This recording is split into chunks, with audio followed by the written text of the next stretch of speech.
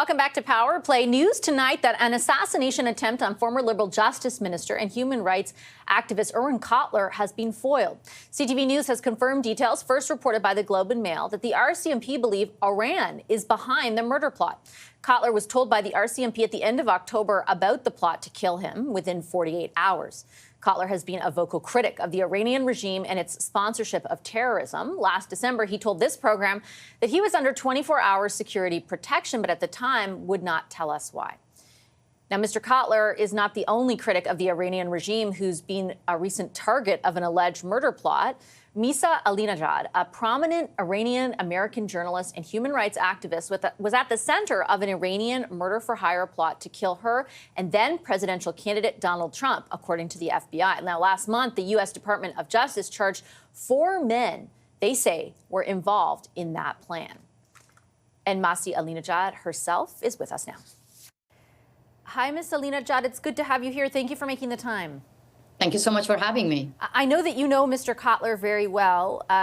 What is your initial response to hearing that he, too, was allegedly a target of an assassination attempt by the Iranian regime? I think it's a badge of honor for both of us. I have so much respect for him. He was the first, actually, person from Canada invited me to go to Canadian Parliament to testify against the brutality of the Revolutionary Guards. It was in 2019 where he invited me alongside dissidents, and I actually asked the Canadian government to put the Revolutionary Guards in the terrorist list. So finally, Canadian government did that, but I'm very, very pleased to be working alongside Irwin Cotler. He's a champion of, for not just me, for many dissidents from Iran to South Africa fighting against tyranny.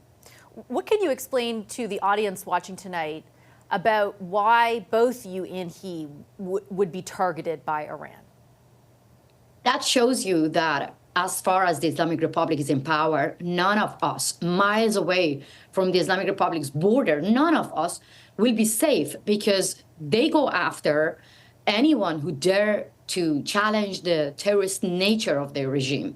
For a long time, both of us have been fighting against the Islamic Republic, trying to get the government to put the Revolutionary Guards in a terrorist list and trying to convince the government in Canada and in my case in America to support the people of Iran who wants to have secular democracy. So, of course, the Iranian regime see this as a threat, and they use transnational repression as a tool to silence people even beyond their own borders. In my case, they use criminals, and the U.S. law enforcement stopped kidnapping plot against me. Mm-hmm. Recently, they arrested 2 other men alongside 3 Azerbaijani criminals who were with AK-47 in front of my house. They got arrested.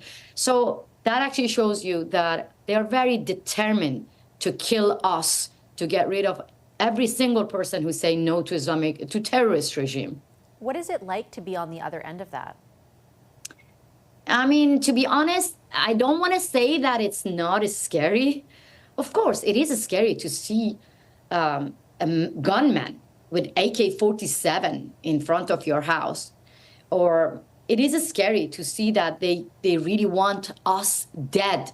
But at the same time, it gives me power. It gives me hope that me, Irwin Cotler, we don't carry guns, bullets. We don't carry weapons.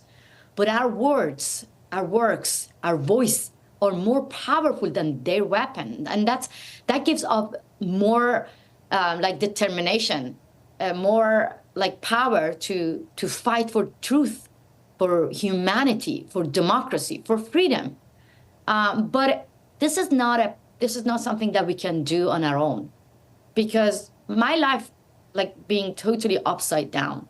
And I know that for many other people being the target of transnational repression, it's the same. So we need the Canadian government, we need the US government, we need the G7 country to be as united as dictators, because the Islamic Republic is not alone and targeting their dissidents beyond their own borders. They're actually using criminals from Eastern Europe.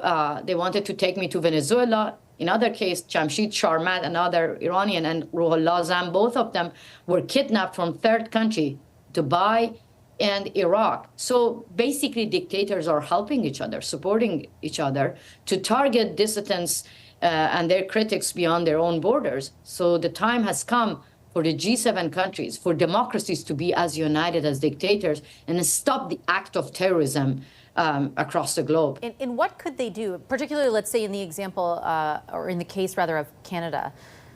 What could the government here do that would address what you're just talking about? Because you're right. I remember, I think the last time I interviewed you years ago, you were advocating for listing the IRGC as a terrorist entity. The government did that in June, but it took a number of years. What other steps could they take and other allies take that would send the right message, in your view?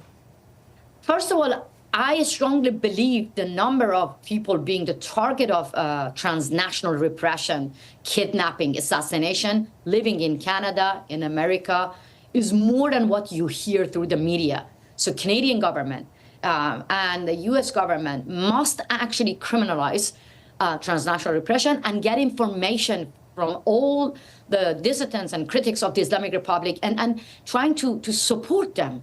So second of all, I believe that just listing IRGC as a terrorist organization is not sufficient. You have to go after the Revolutionary Guard's entities in Canada. More than 700 relative and members of Ayatollahs and high-ranking members of IRGC living in Canada, living their luxury lives, going to universities. In America, it's the same. So you have to go after the relative of the members of Revolutionary Guards and the companies trying to bypass sanction.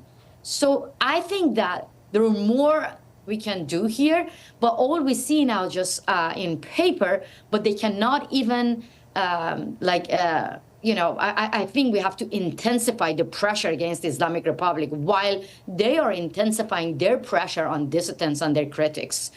And another thing that I have to say, this is a war from authoritarian regimes against autocracies. Again, I want to call democracies to be as united as Putin, the alliance between Putin, Khamenei, dictators from China, from Venezuela, all over the world. That's how we can save the lives of people within authoritarian regimes and on Western soil as well. If I could conclude just by asking you a question at a more sort of individual or granular level. The law enforcement in your case and in Mr. Kotler's case was, it appears, able to intercept, obviously, things before they happen. Do you feel protected? Like, do you feel safe? To be honest, I am pleased that the law enforcement in America and Canada finally, publicly talking about transnational repression and stopping the terrorists, from, I'm pleased. But at the same time, the word safe is too luxury for those of us who dare to critical the terrorist nature of such regime. Look, I'm talking about the Islamic Republic, the great sponsor of terrorism, sending money to Hamas, Hezbollah, Houthi in Yemen. I'm talking about the Revolutionary Guards sending drones to Putin to kill innocent Ukrainians. They target more than 500 dissidents in 4 decades, beyond their own borders, all over the world. So this regime, they know how to get rid of us. So for me, I don't feel safe as far as the Islamic Republic is in power. And the people inside Iran, they're not being protected. For me, the end of the regime, the end of the Islamic Republic, having an Iran without this terrorist regime, then we will feel safe, not only in Iran, in the region, but across the globe. If we're really looking for stability, security, we should help the people of Iran to get rid of Islamic Republic. I'm going to leave it on that note. I'm out of time. I appreciate your time, Ms. Alinejad. Thank you so much. Of course. Thank you so much for having me.